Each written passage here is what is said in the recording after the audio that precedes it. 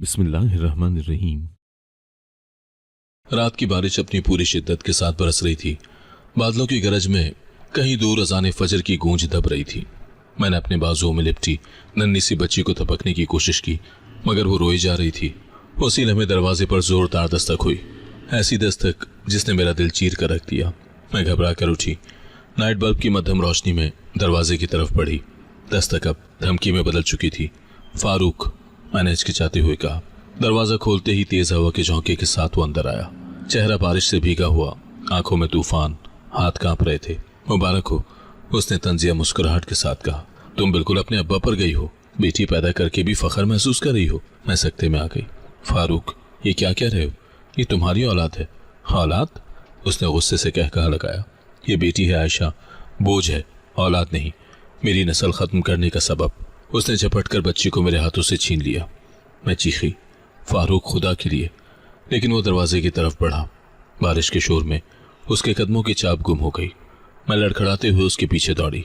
बरामदे में जाकर चीखी, फारूक, इसे वापस दो। वो तुम्हारी बेटी है। लेकिन वो अंधेरे में गायब हो चुका था, जैसे मेरी जिंदगी का आखिरी चिराग बुझ गया हो। मैं जमीन पर गिर गई और बारिश के कतरों के साथ मेरी आंखों से भी आंसू बहने लगे। मैंने आसमान की तरफ देखा और कहा, या अल्लाह, क्या बेटी होना वाकई जुर्म है? वो लम्हा, वो चीख, वो खामोशी, सब कुछ मेरी जिंदगी का रुख बदल गए। और तभी मैंने खुद से कहा, जिंदगी में कुछ मोड़ ऐसे आते हैं जहां इंसान की सारी मंसूबाबंदी धरी की तरह रह जाती है और इंसान बस तकदीर के बहाव पर बहता चला जाता है। मेरे लिए, यानी आयशा के लिए, वो मोड़ कभी खत्म ना होने वाले दुख का पेश खैमा था, जिन्हें उबूर करने के लिए मुझे एक ऐसी ताकत की जरूरत थी जो शायद मैंने अपने अंदर कहीं दरियाफ्त ही नहीं की थी। मैंने हमेशा यही सोचा था कि तालीम, मोहब्बत और खुलूसी कामयाब जिंदगी की जमानत है, मगर ये महज मेरी खुशफहमी थी जो वक्त की सख्त हकीकतों के सामने बिल्कुल ही बिखर गई। मेरे वालिद, जिनका नाम एजाज था, हमेशा हमें यानी 6 बेटियों को इज्जत और वकार के साथ जिंदगी गुजारने का फन सिखाया था, मगर शायद वो मुझे दुनिया के इस तल्ख रुख से आशना नहीं करा पाए थे जहाँ बेटी होना ही एक ताना बनकर रह जाता है, एक बोझ बन जाता है और सारी मोहब्बतों पर भारी पड़ जाता है। मेरे वालिद ने कभी भी इस बात का एहसास तक नहीं होने दिया था कि उनका कोई बेटा नहीं है। उनका घर हमेशा रहमतों और बरकतों से जगमगाता रहा, और यही वजह थी कि जब मेरी शादी हुई तो मैंने भी इस रोशन और वसीउल नज़र माहौल की तवक्को की थी। मगर मुझे क्या मालूम था कि मेरे कदम एक ऐसी दुनिया में पड़ रहे हैं जहाँ बेटी की ख्वाहिश ही रिश्ते की बुनियाद और मोहब्बत का मायार ठहराया जाता है। शायद मेरी जिंदगी का अलमिया यही था कि मैंने अपने वालिद की दी हुई तालीम और तरबियत को ही अपनी सबसे बड़ी ढाल समझा था, और ये भूल गई थी कि दुनिया की सोच बदलने में बरसों लग जाते हैं। मेरे वालिद एजाज साहब एक रिटायर्ड सरकारी मुलाजिम थे और सियालकोट के एक छोटे से मोहल्ले में गली के कोने पर उनकी किरियाने की एक छोटी सी दुकान थी। वो एक सादा मगर बावकार जिंदगी के मालिक थे, और मेरी वालिदा फौजिया बेगम एक निहायत परहेजगार और घरेलू खातून थी जिन्होंने घर को मोहब्बत के धागों से बुन रखा था।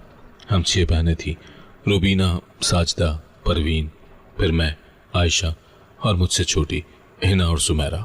हमारे घर में हमेशा हंसी, कह कहूँ और रौनकों का डेरा रहता था। चूंकि मैंने कंप्यूटर साइंस में मास्टर्स किया था और एक प्राइवेट स्कूल में पढ़ाती थी, इसीलिए घर के माली हालात भी अच्छे थे। अब्बू की पेंशन, मेरी तनख्वाह, छोटी बहनों की ट्यूशन की आमदनी, सब मिलकर हमारा बेहतरीन गुजारा करवा देती थी। जिंदगी पुरसुकून थी, कोई शिकवा नहीं था।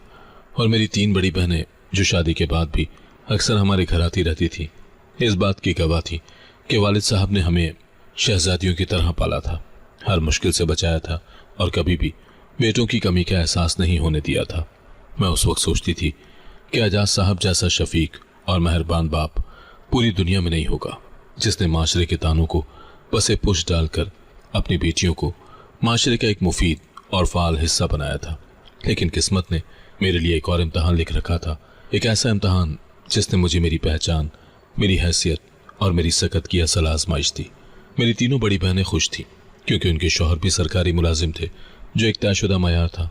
जब मेरी बारी आई तो मेरे वालिद ने भी मेरे लिए एक सरकारी मुलाजिम की ही तलाश की, मगर किस्मत को कुछ और ही मंजूर था। ढूंढते ढूंढते काफ़ी वक्त गुजर गया और मेरी उम्र भी बढ़ने लगी।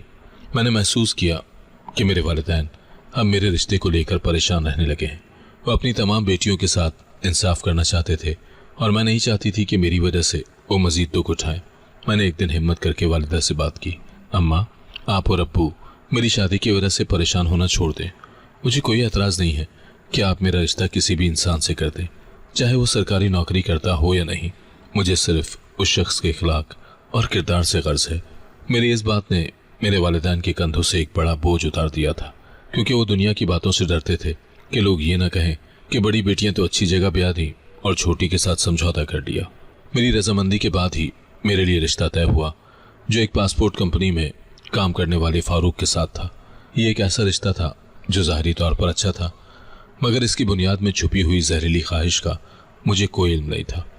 फारूक अच्छा लगता था, मिलनसार था, मगर उसके अंदर एक घटाटूप तारीकी छुपी थी, जिसे मैंने एक तवील अरसे तक महज एक मामूली सी ख्वाहिश समझा, जो बाद में एक जुनून बनकर मेरी ज़िंदगी को निगलने वाली थी। फारूक के वालिद फौत हो चुके थे और वो अपनी वालिदा और 3 बहनों के साथ रहता था और घर का वाहिद कमाने वाला था। चूँकि फारूक भी जल्द ही शादी करना चाहता था और मेरे वालिदैन भी कोई मज़ीद ताख़ीर नहीं चाहते थे, इसीलिए चट मंगनी और पट ब्याह का मामला हुआ। मैं आयशा अपने घर और अपने वालिदैन को छोड़कर फारूक की दुल्हन बनकर उनके घर आ गई। मेरा दिल हर वक्त वालिदैन और छोटी बहनों की तरफ लगा रहता था कि अब उनका क्या होगा। हमारे दरमियान का रिश्ता बहुत मजबूत था और अब मुझे पहली बार एक भाई की कमी शिद्दत से महसूस हुई थी, जो हमारे वालिदैन का सहारा बनता, उनकी तन्हाई का खात्मा करता और उनके बुढ़ापे का डंडा बनता। मगर मैं जानती थी कि कुदरत के फैसलों पर किसी का जोर नहीं चलता और मैंने खुद को समझाया कि मुझे अब अपने नए घर को संभालना है। फारूक के घर में मुझे बहुत इज्जत मिली। मेरी सास और तीनों नंदे, जो मुझसे बहुत छोटी थीं, बहुत अच्छी थीं। शुरू के 3 महीने तो मुझे घर का कोई काम भी नहीं करने दिया गया। मैं उनकी इकलौती भाभी थी और उन्हें मुझसे बहुत प्यार था।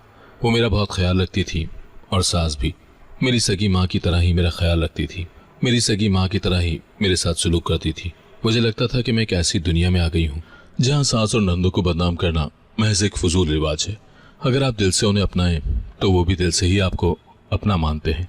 मैंने अपनी नौकरी भी नहीं छोड़ी थी, क्योंकि फारूक को भी कोई एतराज़ नहीं था, बल्कि वो मुझे खुश देखकर खुश होते थे और कहते थे कि इतनी मेहनत से हासिल की गई तालीम को ज़ाया नहीं करना चाहिए। 5 माह गुजरे थे कि अल्लाह ने मेरी दुआएं सुन ली और मैं माँ बनने वाली थी। सारे घर में खुशी की लहर दौड़ गई। मेरी नंदे और सास सब बहुत ज़्यादा खुश थे। फारूक की खुशी तो देखने लायक थी। वो तो मेरा और भी ज़्यादा ख्याल रखने लगे, मुझे अपनी जगह से हिलने भी नहीं देते। मगर इस खुशी के पसे पर्दा एक अजीब सी बेचैनी थी। 2 महीने गुजरे थे कि मेरी सास मेरे पास आई और मुझे समझाने लगी। उनका लहजा अजीब सा था, जिसे मैं उस वक्त मोहब्बत में लिपटी हुई फिक्र समझती रही। बेटा आयशा, ये खुशखबरी बहुत मुबारक है, मगर मेरी बात हमेशा याद रखना, अगर पहली औलाद बेटा हो तो शौहर बीवी के काबू में रहता है। बेटे से नस्ल आगे चलती है, इसीलिए तुम सिर्फ बेटे की दुआ किया करो। यही फारूक की सबसे बड़ी ख्वाहिश है और ये बीवी का फर्ज है कि वो शौहर की सबसे बड़ी ख्वाहिश को पूरा करे। मैं ये सुनकर हैरान रह गई थी। ये कैसी सोच थी? क्या औलाद देना मेरे अख्तियार में था? मैंने सास को समझाया कि ये सब अल्लाह की मर्जी है, मगर वो मेरी बात पर नाराज हो गई और कहने लगी कि फजूल की सोचें दिमाग से निकाल कर सिर्फ बेटे की पैदाइश की दुआ किया करो। मैंने इस बात का तस्करा फारूक से भी किया, तो मुझे उस वक्त बहुत दुख हुआ जब फारूक ने भी अपनी माँ का साथ दिया और कहा, हाँ अम्मा बिल्कुल ठीक कह रही हैं, मुझे पहला बेटा ही चाहिए। बेटा नहीं होगा तो हमारी नस्ल आगे कैसे बढ़ेगी? तुम बेटी का ख्याल जहन से निकाल दो। अगर अगली बार बेटी हो गई तो हम क्या करेंगे? ये बात सुनकर मेरे दिल पर गोया एक बोझ सा पड़ गया। मेरे वालिद की तो 6 बेटियां थीं। उन्होंने कभी भी हमारी माँ से इस तरह का सवाल या मुतालबा नहीं किया था। मगर आज मैं एक पढ़े लिखे इंसान के सामने औलाद के मामले में अपने आप को बेबस महसूस कर रही थी। उस वक्त मैंने अपने जहन पर ज़्यादा बोझ नहीं डाला था, मगर ये बात एक मुस्तकिल खदशा बनकर मेरे जहन में बैठ गई थी कि अगर बेटी हो गई तो क्या होगा? फारूक का रवैया मेरे साथ कैसा रहेगा? मैंने ये सारी बातें अपनी माँ फौजिया बेगम को बताईं तो उन्होंने मेरे सर पर प्यार से हाथ फेरा और कहा, बेटा तुम खामखा की परेशानी ले रहे हो। शुरू में सब ऐसे ही कहते हैं, मगर जब औलाद को हाथ में थामते हैं तो सब कुछ भूल जाते हैं, क्योंकि बेटा हो या बेटी होता तो खून का ही रिश्ता है। तुम देखना, नन्हा मेहमान इस दुनिया में आएगा तो तुम्हारी सास और फारूक का दिल खुद ब खुद ही नरम हो जाएगा। अम्मा की बात ने मुझे कुछ तसल्ली दी और मैंने खुद को सिर्फ अपनी सेहत पर तवज्जो देने के लिए मजबूर कर दिया। मगर मेरे खदशात सच साबित हुए। कब वक्त गुजर गया मुझे मालूम ही न हो सका और वो दिन आ पहुंचा जब मेरी पहली बेटी इस दुनिया में आई। वो एक अलग ही एहसास था, माँ बनने का एहसास। मैंने एक छोटी सी गुड़िया जैसी बच्ची को जन्म दिया, जिसका नाम मैंने नौरीन रखा।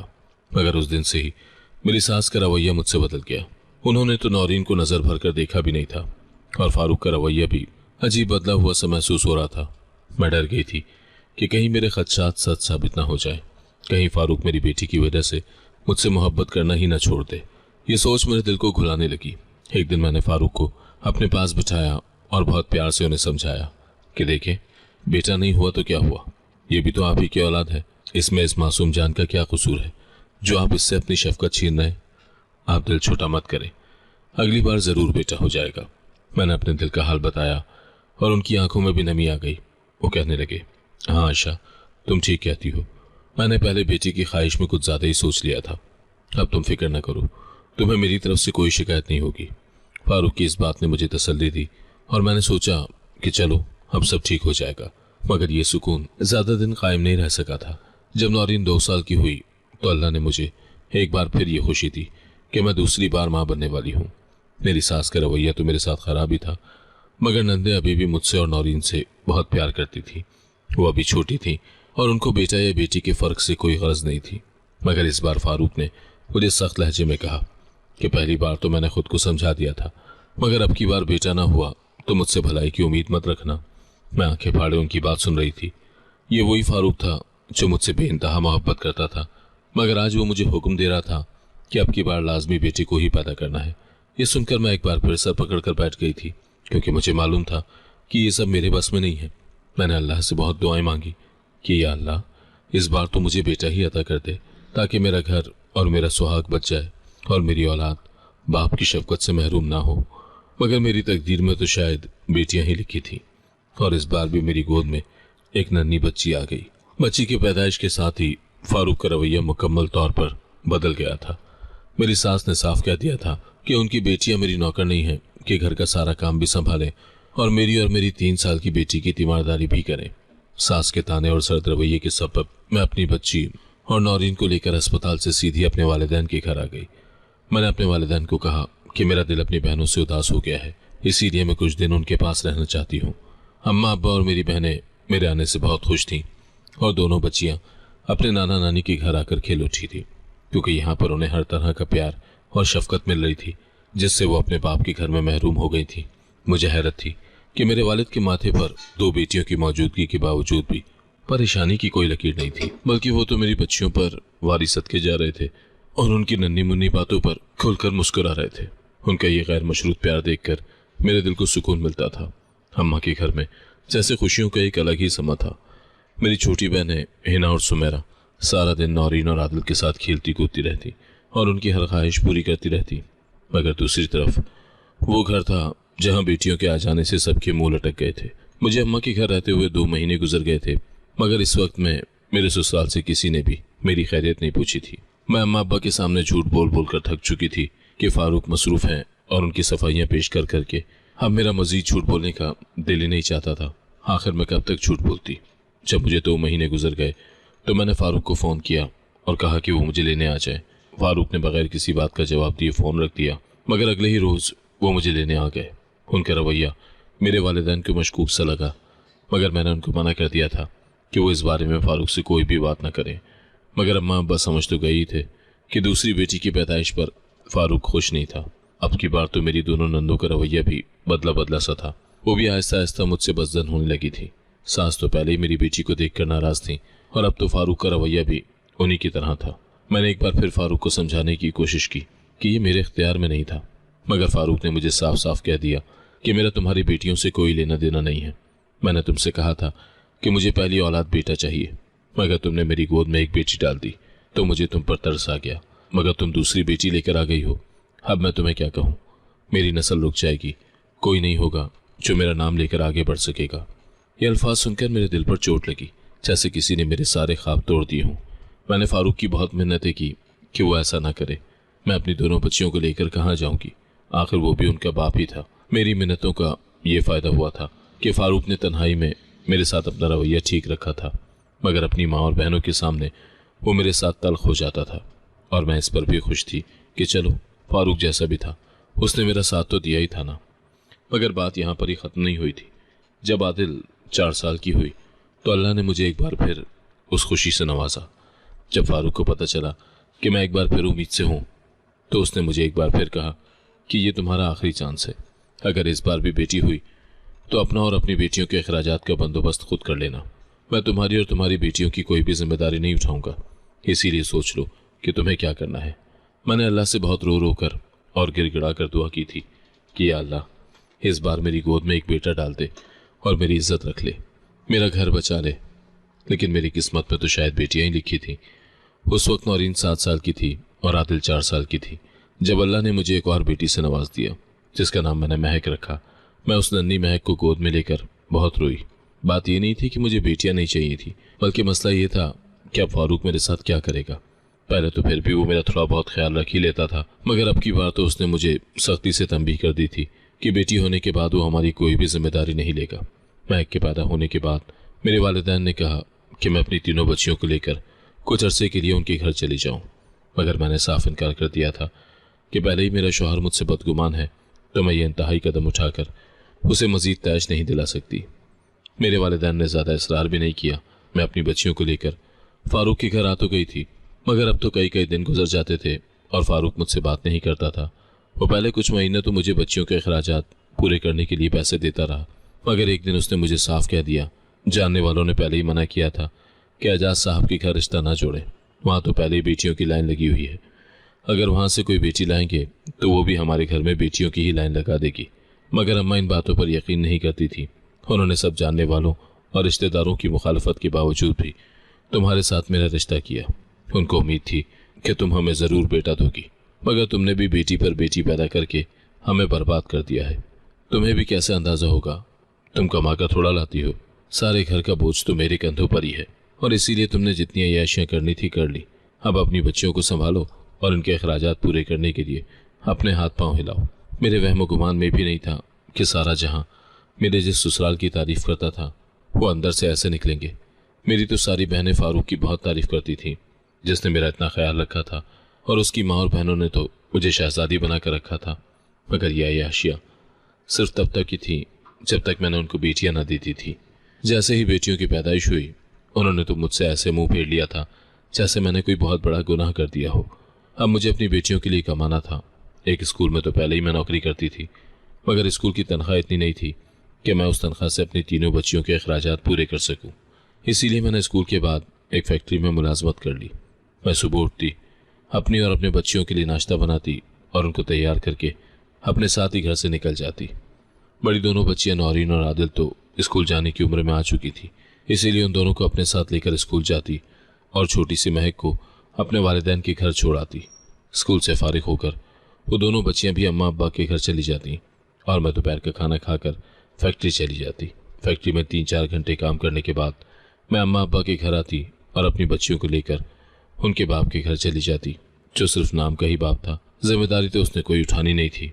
मैंने इस पर भी सब्र शुक्र कर लिया था कि फारूक ने मुझे अपने घर से और अपनी ज़िंदगी से बेदखल नहीं किया था, बल्कि जब से मैंने बच्चियों के अखराजात उठाना शुरू किए थे तो उसके रवैये में थोड़ी सी तब्दीली आ ही गई थी। अब वो उन बच्चियों से ज़रा मुस्कुरा कर बात कर लेता था, मगर वो उनको वैसी शफकत नहीं दे पाया था जैसी मेरे वालिद एजाज साहब ने हम 6 बहनों को दी थी। मैं उस वक्त सोचती थी कि मेरे वालिद जैसा कोई भी इंसान नहीं है। मेरे वालिद ने हमेशा बेटियों को सर का ताज बना कर रखा था, और हमारे लिए कभी भी मैंने उनको अम्मा से अखराजात के बारे में लड़ते झगड़ते नहीं देखा था, बल्कि उन्होंने तो हमेशा हमारी हर जिद, हर खुशी पूरी की थी। और एक फारूक था जिससे अपनी 3 बच्चियां नहीं संभाली जा रही थी, हालांकि उसकी तनख्वाह तो अब्बू से भी बहुत ज़्यादा अच्छी थी। फारूक के घर के हालात तो अम्मा अब्बा के घर के हालात से कदरे बेहतर थे। इसके बावजूद भी वो हमेशा मेरे सामने महंगाई और अखराजात का रोना रोता रहता था। वक्त गुजरता जा रहा था, मेरी तीनों बच्चियां भी स्कूल जाने लगी थी, और मैंने कभी भी उनके सामने जाहिर नहीं होने दिया था कि फारूक का मेरे साथ या उनके साथ कैसा बर्ताव था। बस जैसा चल रहा था मैंने चलने दिया। तब मेरी ज़िंदगी में एक और मोड़ आया और मेरी ज़िंदगी ही बदल गई, जैसा मैंने कभी सोचा भी नहीं था। मैं अपने रोज़मर्रा के काम ख़त्म करके फैक्ट्री से अम्मा के घर की तरफ जा रही थी जब मैंने रास्ते में सड़क के किनारे एक नया कंबल पड़ा हुआ देखा। मैं हैरान थी कि ये इतना नया और ब्रांड का कंबल किसी ने इस तरह सड़क पर क्यों फेंक दिया था। मैंने आगे बढ़कर कंबल उठाना चाहा, मगर जैसे ही मैंने कंबल उठाया तो मेरे पैरों तले से ज़मीन ही निकल गई, क्योंकि उस कंबल में एक नौमौलूद बच्ची लेटी हुई थी जो अभी चंद ही दिन की लग रही थी और भूख से बिलख रही थी। जैसे ही मैंने उसे उठाया तो मेरी गोद में आते ही वो खामोश हो गई। मेरी ममता भी उस बच्ची को देखकर जाग चुकी थी। मेरी अपनी भी 3 बच्चियां थी। मैं कैसे बर्दाश्त कर सकती थी कि वो बच्ची इस तरह सड़क के किनारे बेसहारा पड़ी रहे। मैंने उस बच्ची को सीने से लगाया और अपने साथ घर ले आई। मेरे वालिदैन तो बहुत खुश थे कि मैं इस लावारिस बच्ची को घर ले आई थी और एक नेकी की थी। वो बच्ची न जाने किसी का गुनाह थी या मजबूरी, मगर उस बच्ची का तो कोई कसूर नहीं था। वो मासूम तो बेगुनाह थी ना। मगर जैसे ही फारूक को इस बारे में इल्म हुआ तो वो मुझ पर फटी पड़ा और कहने लगा, पहले ही घर में 3 बच्चियां मौजूद हैं और तुम एक और को उठा लाई। अपने बच्चे का खर्चा पूरा नहीं होता और तुम एक और बोझ अपने साथ उठा लाई हो। वो उस नन्ही जान को उठाकर बाहर फेंकने ही वाला था कि मैं फारूक के पाँव में गिर गई और उससे इल्तिजा करने लगी कि वो ऐसा ना करे। उस बच्ची को मैं पाल लूंगी और उससे एक पैसा भी नहीं मांगूंगी। मैंने फारूक को बहुत मुश्किलों से मिन्नतें करके मनाया था और इस छोटी सी रहमत को भी अपने साथ ही रख लिया था। मैं भी एक माँ थी। न जाने इसकी माँ का दिल कैसा था जो वो उसको इस बेसहारा सड़क पर फेंक कर चली गई थी। आजकल तो लोग औलाद को तरस जाते हैं। वो न जाने कैसी माँ थी जिसने अल्लाह की रहमत को इस तरह से ठुकरा दिया था। हमारे यहाँ ये रिवाज था कि जब भी घर में कोई बच्चा होता तो ख्वाजा सरा दरवाज़ों पर दस्तक देते और बच्चे का सदका उतार कर ले जाते। जब मैं उस नन्ही बच्ची को अपने घर लाई तो न जाने कहाँ से ख्वाजा सराओं को खबर हो गई कि हमारे घर एक नन्हा मेहमान आया है और वो हमारा दरवाज़ा पीटने लगे। मगर जैसे ही उनकी नज़र उस बच्ची पर पड़ी तो मुझे कहने लगे, तुम ये बच्ची सड़क से उठा लाई हो ना, इसको जहाँ से लाई हो वहीं पर फेंक आओ। तुमने एक बहुत बड़ी गलती कर दी है। मगर मैंने उनकी बातों को नज़रअंदाज कर दिया। उस वक्त तक मेरी ज़िंदगी में एक नया बाब शुरू हो चुका था जिसमें उस नन्ही जान रहमत का किरदार सबसे अहम था। रहमत के घर में आने के कुछ ही अरसे के बाद फारूक को अपने कारोबार में एक बहुत बड़ा मुनाफा हुआ था जो ज़िंदगी में उससे पहले कभी नहीं हुआ था और वो बेतहाशा खुश था। उस दिन ज़िंदगी में पहली दफ़ा वो चारों बच्चियों के लिए नए खिलौने और नए कपड़े लेकर आया था। मैं भी हैरान थी कि आखिर फारूक का रवैया इतना बदला बदला क्यों था। तभी उसने मुझे बताया कि उसकी कंपनी को बहुत बड़ा प्रॉफिट हुआ है। वो खुशी में अपनी चारों बच्चियों के लिए ये चीज़ें लेकर आया है। मगर इसका ये मतलब नहीं है कि मैं इस लावारिस बच्ची को अपना लूँगा। तुम्हारे लिए बेहतर यही है कि इसको जल्द अज जल्द इसके घर चलता करो। मुझ में इतनी हिम्मत नहीं थी कि मैं उस बच्ची को दोबारा वहीं सड़क पर छोड़ आती जहाँ से लेकर आई थी।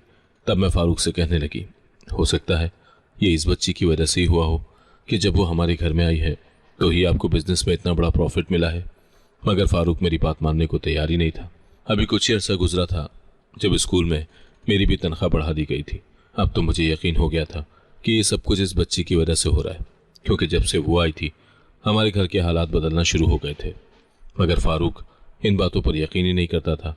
वो हमेशा कहता था कि ये सब मेरी मेहनत का नतीजा है।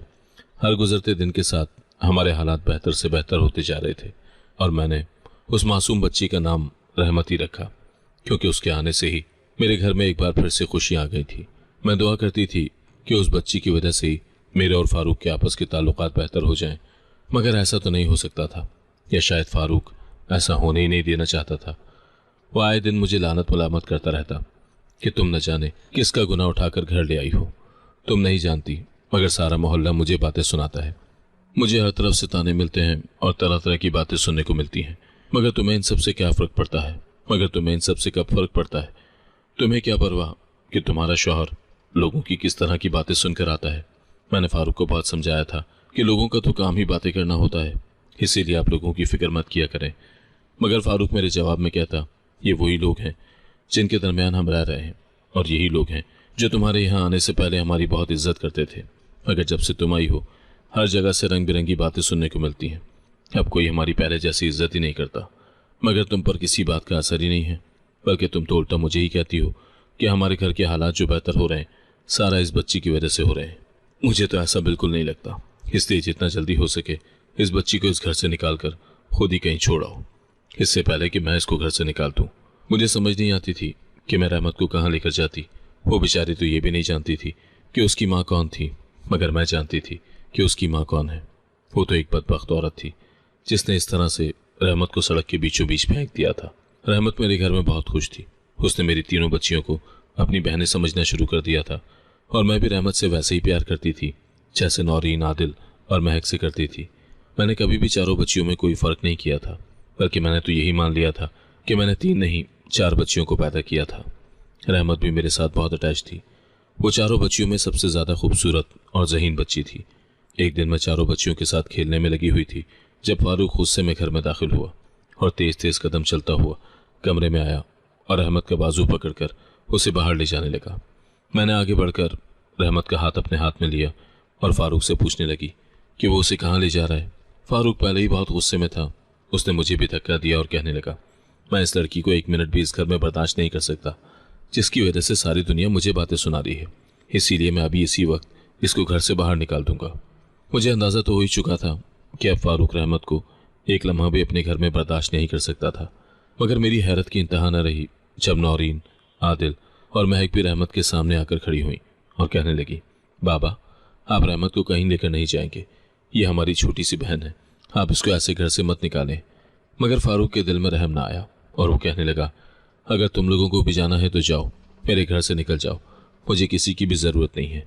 ये कहते ही फारूक ने रहमत समेत हम सबको धक्के देकर घर से बाहर निकालना शुरू कर दिया था। ये तमाशा गली में खड़े सारे मोहल्ले वालों ने देखा था, मगर फारूक की गैरत नहीं जागी थी कि वो आखिरकार क्या रहा था। मैंने चारों बच्चियों को लिया और अपने वालिदैन के घर आ गई। उन दिनों मेरी छोटी बहनों हिना और सुमेरा की शादी की तैयारियां चल रही थी, मगर मेरे वालिद एजाज साहब ने यह नहीं सोचा कि लोग क्या कहेंगे और ना ही दुनिया की परवाह की थी। उन्होंने मुझे और मेरी चारों बच्चियों को अपने आंगन में रहने की जगह दे दी थी। जब मैं रहमत को लेकर अपने वालिद के घर आ गई तो फारूक के घर के हालात बद से बदतर ही होते गए, यहाँ तक कि उसका बाल बाल कर्जे में डूब गया था। मैंने उसको कहा भी था कि रहमत के आने की वजह से घर में बरकत आ गई थी, मगर उसने मेरी एक ना मानी थी और आज मुझे अम्मा अब्बा के घर रहते 2 साल हो गए हैं। रहमत की वजह से अम्मा अब्बा के घर में रिस्क की कुशादगी है। अब यही हमारा घर है और अब्बा ने हमें कभी भी बोझ नहीं समझा, बल्कि हमारे घर में तो बरकतें राज करती हैं। हमारे घर का राशन कभी ख़त्म नहीं होता। सच ही कहते हैं कि आने वाला अपना रिस्क साथ लेकर आता है, और रहमत पर तो जैसे अल्लाह की ख़ास रहमत थी, वो अपने साथ साथ हमारा रिस्क भी लेकर आई थी और हमें जैसे गैब से रिस्क मिलना शुरू हो गया था। अम्मा अब्बा के घर में रौनक एक बार फिर से लौट आई थी और मेरे दिल को सुकून मिल गया था कि मैंने उस रहमत को ठुकराया नहीं था। एक रात अब्बा ने अपनी तमाम बेटियों को जमा किया था, रुबीना, साजिदा, परवीन और हिना और सुमेरा, जो अपनी शादी की तैयारियों में मसरूफ़ थी। सबको एक साथ बिठाया और मुझे चारों बच्चियों नौरीन, आदिल, महक और नन्ही रहमत समेत अपनी आगोश में ले लिया था। अब्बा ने कहा, बेटियों की पैदाइश पर मेरा सर हमेशा फ़ख्र से ऊंचा होता है और आज तुमने एक और लावारिस बच्ची को पनाह देकर मेरे सर को मज़ीद ऊंचा कर दिया है। जिस शख्स को बेटियों की कदर नहीं, उसके घर में बरकतें भी नहीं ठहरती। मेरा घर पहले भी रहमतों से भरा था और अब 4 मज़ीद फूलों की खुशबू से महक रहा है। तुम्हें किसी बात की फिक्र नहीं करनी। तुम्हारा हिस्सा और तुम्हारी बच्चियों का हिस्सा हमेशा मेरे घर में महफूज रहेगा। ये अल्फाज फारूक के तल्ख जुमलों का तरियाक थे जो मेरे दिल में गहरा घाव कर गए थे। वालिद साहब की मोहब्बत ने, जो बेलौस और गैर मशरूत थी, मुझे वो हिम्मत दी कि मैं अपने टूटे हुए टुकड़ों को दोबारा जोड़ सकूं। मैंने फैक्ट्री की नौकरी जारी रखी, मगर दिल के किसी कोने में एक मुस्तकिल चुभन रहती थी। ससुराल में जो कुछ हुआ उसने मेरी इज्जत, मेरी साख, सब कुछ दागदार कर दिया था। मोहल्ले वालों के लिए मैं अब महज एक कहानी बन चुकी थी जिस पर हर कोई अपनी मर्जी का तबसरा कर देता था। मैंने फैसला किया कि मैं इन सब के लिए नहीं बल्कि अपनी बच्चियों के लिए जीऊंगी। इसलिए मैंने अब्बू की छोटी सी किराने की दुकान संभाल ली। शाम के वक्त फैक्ट्री से वापस आकर दुकान पर बैठती, ग्राहकों के हिसाब खुद करती। मेरी तालीम आखिरकार किसी काम आ गई। मैंने कंप्यूटर पर दुकान का मुकम्मल रिकॉर्ड बना लिया। ग्राहक हैरान रह जाते, भाई अब तो एजाज साहब की दुकान बड़ी कंपनी की तरह चलने लगी है। और देखते ही देखते अब्बू की वो छोटी सी दुकान 1 साल के अंदर जनरल स्टोर बन गई। मेरे दिल में एक यकीन बैठ गया था, ये सब कुछ रहमत के आने के बाद ही हुआ है। वो अब 3 साल की हो चुकी थी, शरीर भी, मगर हंसती तो जैसे सारे घर के अंधेरे मिट जाते। मैं अक्सर सोचती थी कि अल्लाह कभी अपनी रहमत को बेमकसद नहीं भेजता। मेरे अब्बू अक्सर कहा करते, बेटी ये बच्ची तुम्हारा नसीब बदलने आई है, जिसके कदमों में दुआ हो उसका दामन कभी खाली नहीं रहता। अब मैं सुबह फैक्ट्री और शाम को दुकान दोनों चलाती थी। थकन ज़रूर होती थी, मगर दिल में एक इत्मीनान था कि मैं अपनी बच्चियों को भीख नहीं, इज्जत से ज़िंदगी दे रही हूँ। मोहल्ले की वही औरतें जो कभी मेरी बातों पर तंज करती थी, अब मुझसे मशवरा लेने आती। कोई कहती, आयशा बेटी की तरबियत कैसे करूँ? कोई बोलती, तुमने ये सब अकेली कैसे संभाला? और मैं सिर्फ एक जुमला कहती, अल्लाह जब बेटी देता है तो उसके साथ सब्र और ताकत भी देता है, बस दिल में शक न लाना। एक शाम दुकान बंद करते वक्त एक नकाब पोश औरत मेरे पास आई। चेहरे से खौफ टपक रहा था, आवाज़ कांप रही थी। तुम वही हो ना जिनके पास वो बच्ची है रहमत? मैं चौंक गई। हाँ, क्यों? वो फूट फूट कर रोने लगी। मैं उसकी माँ हूँ। मेरे हाथ से रसीद गिर गई। मेरे अंदर जैसे सब कुछ रुक गया। क्या कहा तुमने? औरत ने सर झुकाकर कहा। हाँ, मैं ही वो बदबख्त हूँ जिसने उसे सड़क पर छोड़ दिया था। उस वक्त मैं जवान थी, कमजोर थी और खौफ ने मेरी अकल छीन ली थी। मैंने उसे गुनाह समझकर ठुकरा दिया, मगर उस दिन के बाद मेरी जिंदगी जहन्नुम बन गई। कोई रात सुकून से नहीं सोई। आज जब एक अखबार में पढ़ा कि एक औरत ने एक लावारिस बच्ची को गोद लेकर पाला है और वो बच्ची रहमत कहलाती है, मैं जान गई थी कि वो मेरी ही औलाद है। आज बस एक बार उसे देखना चाहती हूँ, छूना नहीं। मैं खामोशी से अंदर गई। रहमत को लेकर बाहर आई। वो हमेशा की तरह मुस्कुराती हुई बोली, अम्मी, ये आंटी कौन है? मेरी जबान कांप गई। ये तुम्हें देखने आई है बेटा। रहमत आगे बढ़ी और अदब से बोली, अस्सलाम वालेकुम आंटी। औरत के आंसू बह निकले। अल्लाह तुम्हें खुश रखे बेटी। तुम वो रहमत हो जिसे मैंने ठुकराया, मगर अल्लाह ने मुझे तुम्हारे वसीले से माफ कर दिया। ये कहकर वो खामोशी से पलट गई। मैं देर तक वहीं खड़ी रही। दिल जैसे भारी पत्थर बन गया था, मगर उसके नीचे एक अजीब सा सुकून छुपा हुआ था। मैंने आसमान की तरफ देखा और धीरे से कहा, अल्लाह तू कितना मेहरबान है। तेरी रहमत कभी जाया नहीं जाती। जिसे हम जमीन पर फेंक देते हैं तो उसे आसमान का ताज बना देता है। उस रात जब मैं छत पर बैठी थी, नीचे सहन में चारों बेटियां खेल रही थीं। अब्बू मुस्कुरा रहे थे, अम्मी तिलावत कर रही थी। मैंने चांद की तरफ देखा और खुद से कहा, मैं अब अकेली नहीं हूँ। मेरे पास मेरी बेटियां हैं, मेरी दुआएं हैं और वो रहमत है जो मेरे घर में बरकत बनकर उतरी। मैंने आंखें बंद की तो फारूक की वो आवाज़ याद आई, बेटी नहीं चाहिए, बेटा चाहिए। मैंने आंखें खोलकर आसमान की तरफ देखा। देख लो फारूक, जिन बेटियों को तुमने बोझ कहा था वही आज मेरा सहारा है, मेरी इज्जत, मेरी पहचान। रहमत दौड़ती हुई आई और मेरे घुटने से लिपट कर बोली, अम्मी ऊपर चांद देखें, लगता है वो हम पर मुस्कुरा रहा है। मैं हंस पड़ी, बरसों के बाद दिल से। हाँ बेटा, चांद मुस्कुरा रहा है, क्योंकि जब इंसान किसी रहमत को ठुकरा देता है तो आसमान रो पड़ता है, और जब कोई उसे सीने से लगा लेता है तो आसमान मुस्कुरा उठता है। बारिश की हल्की बूंदें गिरने लगी। मेरे लबों से भी इख्तियार निकला, अल्हम्दुलिल्लाह, क्योंकि अब मैं जान चुकी थी रहमत कभी बोझ नहीं होती। वो उस खुदा का लम्स है जो दुख में छुपा होता है। मेरी जिंदगी की वो कहानी जो कभी सब्र और आजमाइश से भरी थी, अब एक नए मोड़ पर पहुंच चुकी थी। मैंने अपने हिस्से का हर दुख झेल लिया था, मगर जब अल्लाह इंसाफ करता है तो इंसान के गुमान से कहीं बढ़कर करता है। फारूक की जिंदगी बिल्कुल बदल चुकी थी, उल्टी, बिखरी हुई, वीरान। वही शख्स जो बेटे की ख्वाहिश में अंधा हो गया था, अब अपनी ही ख्वाहिश के मलबे तले दब चुका था। वो सास और नंदे जिन्होंने रहमत को जहमत कहकर दरवाजे से निकाला था, अब अपने कर्मों का फल काट रही थी। घर में बरकत खत्म हो गई थी। फारूक की माँ बीमार रहने लगी। बहनों में हर वक्त लड़ाइयाँ होने लगी। जो घर कभी खुशियों से भरा रहता था वहाँ अब नहुसत और अफसोस छा गया था। फारूक को अपनी मुलाजमत से हाथ धोना पड़ा। उसकी सारी जमा पूंजी कर्जों में डूब गई। वो शख्स जो कभी दूसरों पर फख्र करता था, अब खुद दूसरों की तरस भरी निगाहों का मोहताज बन चुका था। मुझे ये सब सुनकर हैरत नहीं हुई। मुझे यकीन था कि अल्लाह कभी किसी का हक ज़ाया नहीं करता। जिस दिन उसने रहमत को ठुकराया था, उसी दिन उसके नसीब से रहमत, बरकत और सुकून सब कुछ उठ गया था। एक दिन उसका फ़ोन आया। मैंने नंबर देखा तो दिल एक लम्हे को कांप गया, मगर फ़ौरन खुद को संभाल दिया।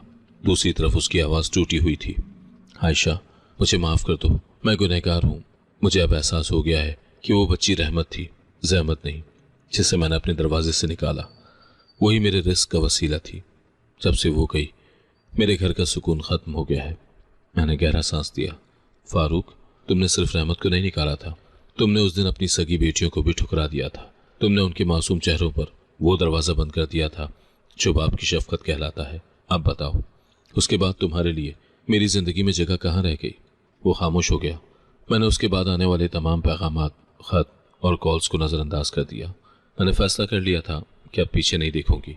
मैंने अब्बू के घर को ही अपना हमेशा का घर बना लिया। अब्बू की दुआओं ने मुझे फिर से जीना सिखाया। अम्मी के सब्र ने मुझे ये एहसास दिया कि औरत अगर साबित कदम रहे तो पहाड़ भी झुक जाते हैं। मेरे दिल का ज़ख्म अब मरहम बन चुका था। मैंने अपनी चारों बेटियों में वो खुशी पाई जो कभी किसी शौहर के साथ नहीं मिली थी। मेरे अब्बू अक्सर मुस्कुरा कर कहते, बेटी तुमने मेरा सर फ़ख्र से ऊंचा कर दिया। लोगों ने बेटियों को बोझ समझा, तुमने रहमत साबित कर दिया। और मैं उनके कदमों में बैठकर सोचती थी कि वाकई बाप की मोहब्बत ही दुनिया की सबसे बड़ी ताकत है। मेरे घर में अब बरकत ही बरकत थी। नौरीन और आदिल स्कूल में नुमाया थी, महक कुरान हिफ्ज कर रही थी और रहमत वो तो मेरी जिंदगी की रोशनी थी। उसके कदमों से घर में जैसे दुआएं बहने लगी थी। जब वो हंसती तो मुझे लगता है जैसे आसमान भी मुस्कुरा उठता है। मोहल्ले वाले जो कभी मेरे पीछे बातें करते थे अब मेरे घर को रश्क की निगाह से देखते थे। लोग आते और कहते, आयशा तुम्हारी बेटियों ने तुम्हारा नाम रोशन कर दिया, तुम्हारा घर जन्नत लगता है। मैं सिर्फ मुस्कुरा देती। उन्हें क्या मालूम ये जन्नत दुख, सब्र और ईमान से बनी है। कभी कभार फारूक दूर से गुजरता, चेहरे पर नदामत, आंखों में पछतावा, मगर मैंने कभी उससे नजरें नहीं मिलाई। मैंने दिल में उसके लिए दुआ जरूर की कि अल्लाह उसे हिदायत दे। मैंने उसे माफ कर दिया था, मगर वापस अपनी जिंदगी में जगह देने का दरवाजा हमेशा के लिए बंद कर दिया। आज जब मैं अपनी चारों बेटियों को हंसते देखती हूँ तो दिल कहता है ये कहानी मेरी नहीं, हर उस औरत की है जिसने दुख सहे मगर हिम्मत नहीं हारी। मैं जान चुकी हूँ खुदा की रहमत जब दरवाजे पर दस्तक देती है तो उसे ठुकराना नहीं चाहिए। सच कहते हैं कि आने वाला अपना रिस्क साथ लेकर आता है, और मेरी रहमत तो अपने साथ सिर्फ रिस्क ही नहीं बल्कि सुकून, इज्जत और रोशनी लेकर आई थी। अब मैं जब रात को आसमान की तरफ देखती हूँ तो दिल से एक ही जुमला निकलता है, अल्हम्दुलिल्लाह, ऐ मेरे रब, तूने मुझे बेटियों की सूरत में अपनी रहमत अता की और मैं अब किसी शय की मोहताज नहीं। अगर आपको आज की कहानी पसंद आई है तो वीडियो को जरूर लाइक कीजिएगा और अपने दोस्तों के साथ भी शेयर कीजिएगा। और हाँ, अगर आपने अभी तक हमारा चैनल सब्सक्राइब नहीं किया तो जरूर सब्सक्राइब करें। मिलते हैं कल एक नई और दिलचस्प कहानी के साथ। अल्लाह हाफिज।